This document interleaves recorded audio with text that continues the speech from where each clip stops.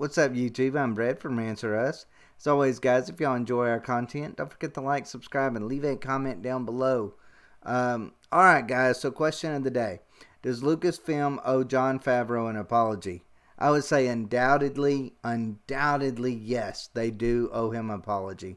Because Jon Favreau has tried to mend the relationship with Star Wars fans and Disney, and he almost was successful. I mean, of course, after the big reveal of Luke Skywalker at the end of season 2 of The Mandalorian, fans were once again excited about the franchise. Like, all of season 2 was great. Season 2, I mean, I had high expectations for season 2, but it exceeded those expectations exponentially. Like, I mean, it was just perfect. I mean, near perfect. Let's just put it that way. There just wasn't very many wasted scenes in all of season 2. It was just beautiful visually, too. I mean, it was just amazing work. And then them bringing back Luke Skywalker. When I first saw them bringing back Mark Hamill's version of Luke Skywalker, it didn't personally mean that much to me. But when I got to seeing all these different fan reactions of him coming back, and about just how excited they were about that, and how much it meant to see him back on the screen once more, it kind of changed my mind on that. I mean, it did. It really changed my mind. And I got a certain level of respect that they pulled off something as brazen as that, and did it flawlessly, and it worked. Fans were once again talking about Star Wars in a positive light, something they have not done in a very, very, very long time. But it just seems like every time something like that happens, Disney screws it up by the firing of Gina Carano. Disney talks about strong female characters, and then what do? They get a strong female character, and they're like, no, we're going to fire you because you don't agree with what, our political views, basically. And, after the whole Ben Shapiro interview that Gina Carano did, really put Disney in a bad light. Where she's talking about Disney bullying her.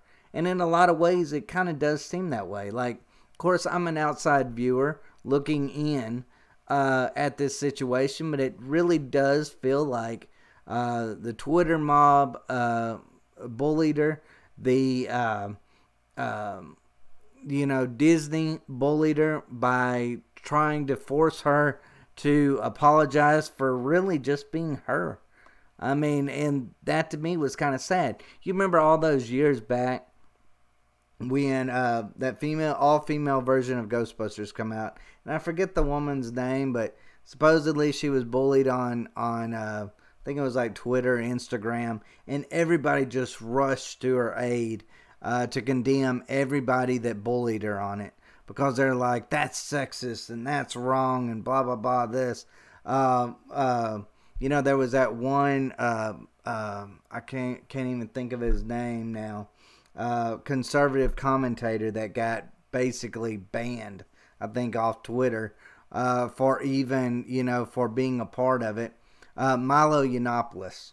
But I mean, where was the same outrage when there was all these bullies on, that were going after Gina Carano? Like, it was just silent. It's just so weird how there's such a double standard now that, if you're right of center but you're a female, then you're bashed for it. But if you're left of center and you're a female, you can't say anything bad about them. Like, doesn't matter how bad the character is, doesn't matter if you like their shows and their movies or whatever, it doesn't matter. You can't say nothing bad about them because that would be sexist. Well, it should work that way in both ways if it's going to work that way. And I feel like Gina Carano put herself out there a little bit, but maybe a little too much, knowing who her bosses basically were and what they stood for. But at the end of the day, she should have a right to be able to say what she wants. But even going back to Jon Favreau, like, Jon Favreau is a true Star Wars fan. He wanted to make things right for fans and for Disney. He wanted to make money for Disney, and he was doing that. And then Disney goes behind his back and just sabotages everything that he's worked for. Now, all of that excitement for season 3 of The Mandalorian completely and totally gone, evaporated in one firing, all of it gone. And whose fault is it? It's Kathleen Kennedy's. It's just Disney as a whole. They could have given Gina Carano her own series and ignored the Twitter crowd that wasn't really even watching the show anyways. Given her own show, let that been a hit, made all the money in the world off of it, and everybody could have been happy. Fans of Gina Carano could have been happy. Gina Carano could have been happy. Disney could have been happy. Jon Favreau would have been happy because he would have been making money off of The Mandalorian. He would have had all the goodwill for The Mandalorian. All those upcoming shows that involves, whether it's Ahsoka one or whatever one, Obi-Wan Kenobi, all of those shows would have had the goodwill of Star Wars fans, maybe even bringing a lot of them back into the fold that the sequel trilogy caused them to lose. But now, it's like, it's gone. It's completely and totally gone.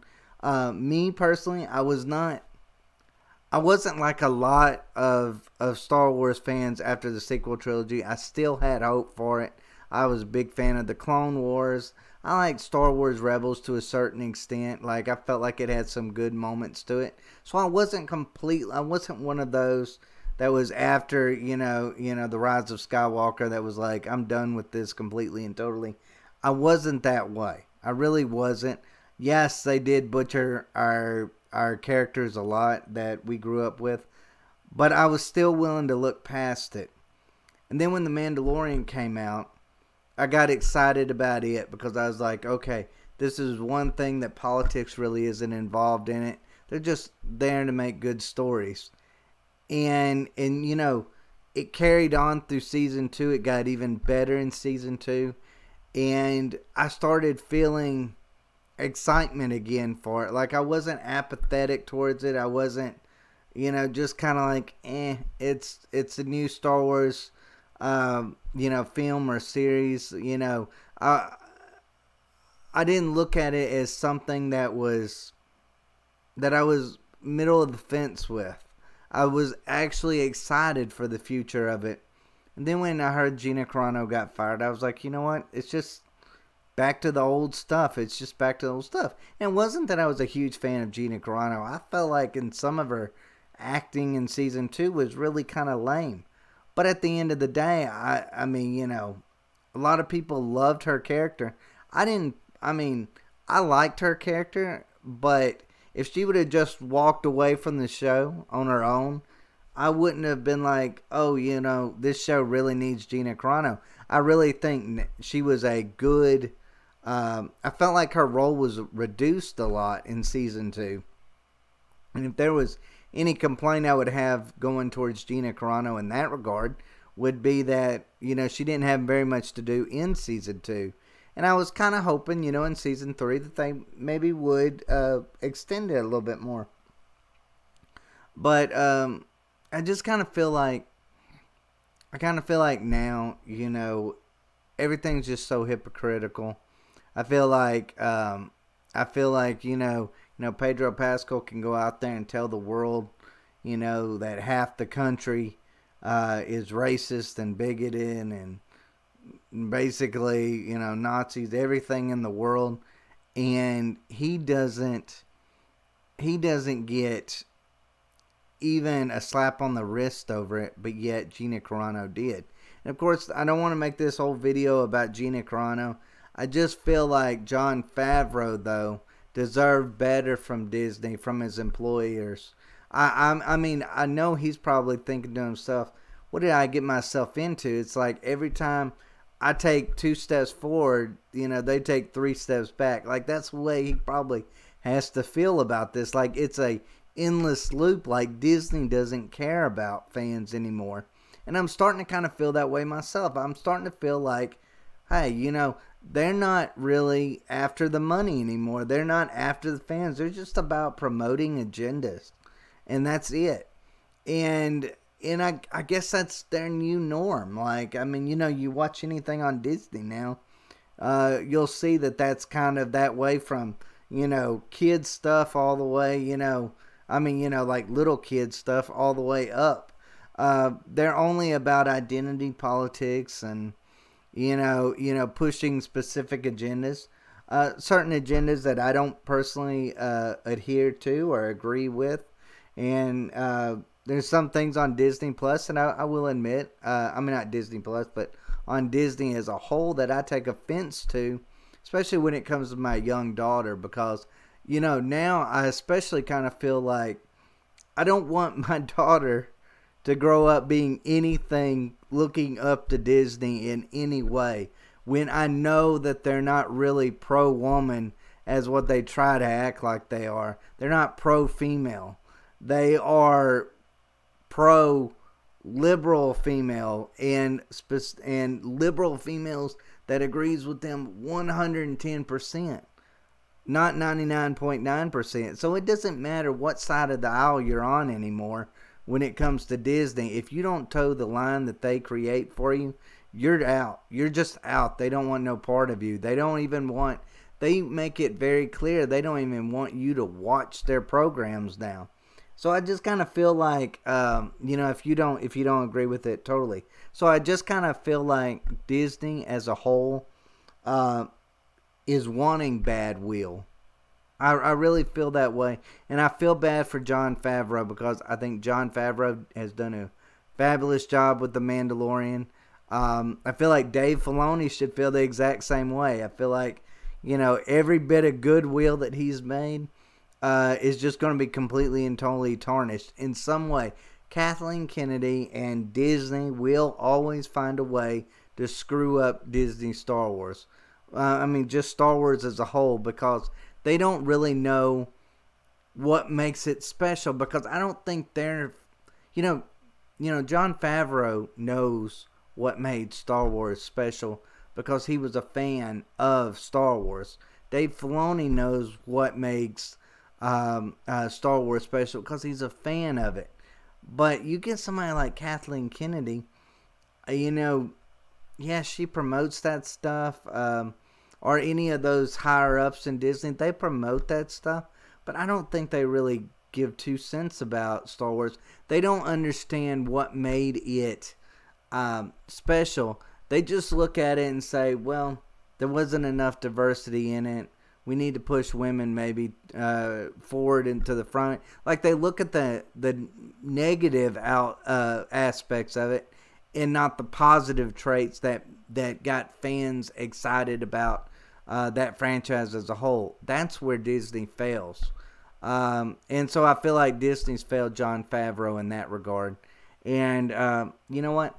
I hope he tells them. Everything that he thinks on it. I hope, but I still hope that he can be successful. Even though, and I say this not to be mean, but even though he's lining the pockets of someone like Disney, he's fake Disney, with all their progressive BS stuff, or fake progressive BS stuff, I guess you could say. Even though he's lining the pockets of them, I still hope Jon Favreau is successful. I do hope that The Mandalorian is successful in Season 3. But you know what? I'm starting to kind of lose hope even on that. I'm starting to think in the back of my mind, there's no hope for this series if every time that there's a goodwill gesture made, that you just follow it up by doing something incredibly stupid, like firing one of the most popular characters on the show for no reason other than you disagree with them politically.